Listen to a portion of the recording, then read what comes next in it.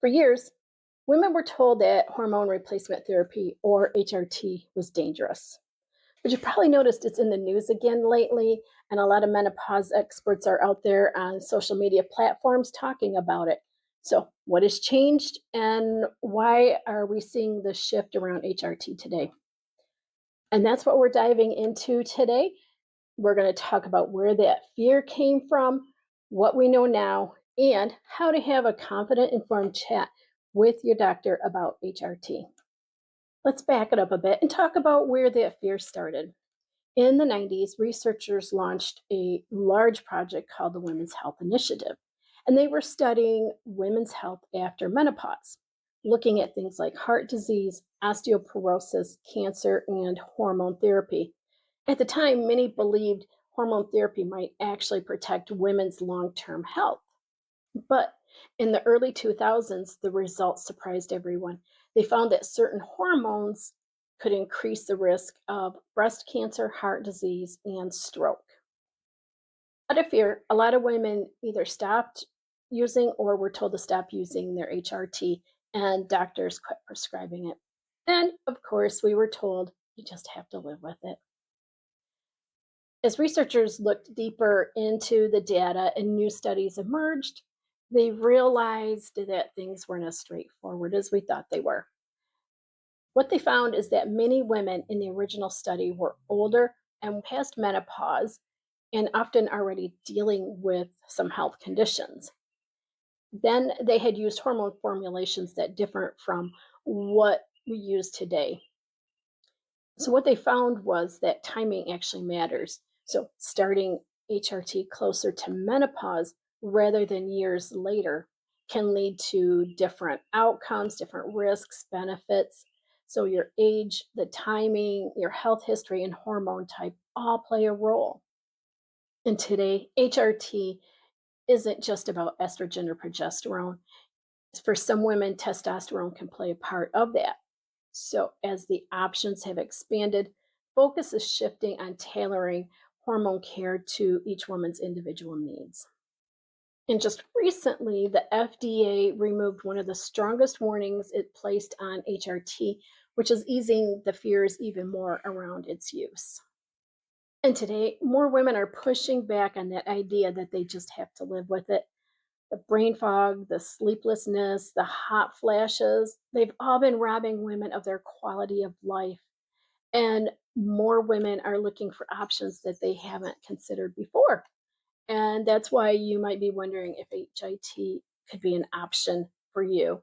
And if that's the case, then let's talk about how to approach the conversation with your healthcare provider. Keep in mind, HRT isn't the right fit for everyone, and that's why individual care is so important.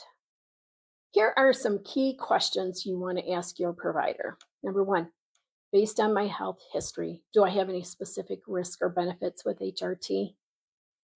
Number two, what are the different types of hormone therapy that might suit me, like pills, patches, or gels? Number three, when would the right time be for me to start? Number four, how will we monitor my progress and adjust if needed? And number five, are there alternatives we should consider alongside or instead of HRT? It's important to know that not all healthcare providers are equally up to date on HRT. And if you feel dismissed or you're unsure, you can look for providers. It's important to know that not all healthcare providers are equally up to date on HRT, and especially in light of the new changes that have just come up. So if you're feeling dismissed or unsure, you can look for providers certified by the North American Menopause Society, or NAMS. Just go onto their website, they have a whole list of providers. And remember, this is your body, your journey, and it's okay to advocate for what you need. Now, one quick tip for you. Your annual PAP appointment might have too tight of a window to have this conversation. So before you visit, you might want to call the office instead and let them know that you want to discuss menopause or specifically HRT.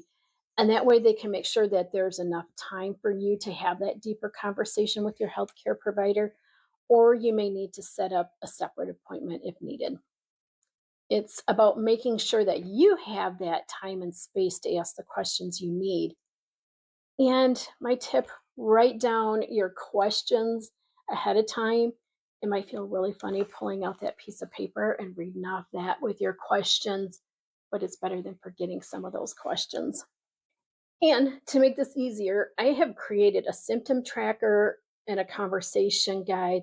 That way, you'll walk into that appointment with a clearer picture of what you're experiencing and feel prepared to ask the right questions. So, it's all about helping you advocate for your body and get the answers you need.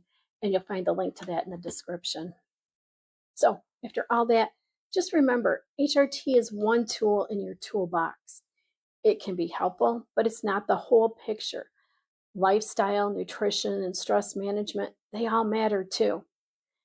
There are many ways to support yourself through this phase, and you get to choose what works best for you.